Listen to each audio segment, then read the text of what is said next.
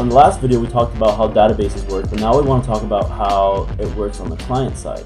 So for that we're going to make a new page, and we're going to see, let's say we're going to make a window, make this window a little bigger, rounded glass. What does this mean? Okay, so this is your page and this is your application. Here, I don't want this to be glass, I just want this to be regular. Alright, so this is your application, and for example, let's say you have a text box. This is fine. Okay, so let's say you have a form right here, just a little smaller form.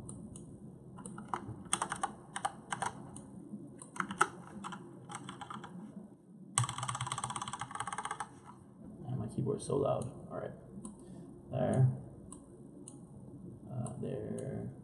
there, cool.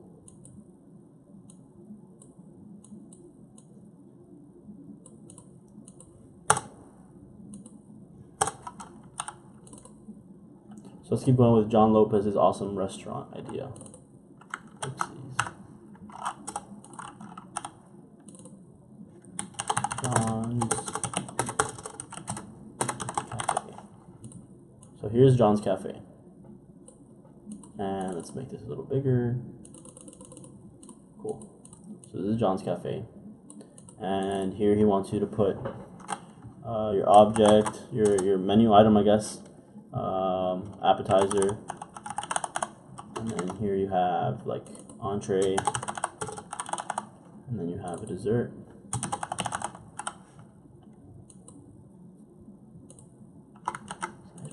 Dessert. Oh, and then you have, I don't know, something like ice cream.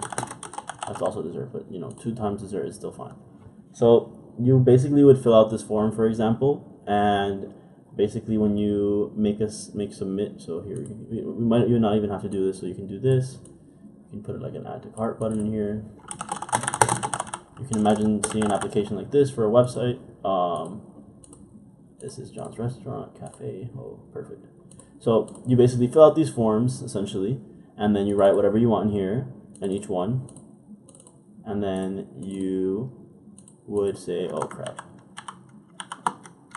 where's my redo? Here we go. Alright, so you would basically fill out this whole form and then click on this add to cart button, and basically what that does, it's depending on how they have it set up, but a logical idea would be to make something like making an order, creating an order with your 4 or 5 objects, their price, it has a reference to like the item, and then has the price and has the information on those items. You add to cart, you make a new order, and then it asks for your payment information. That could probably be like your next screen. But you see how it has to create a new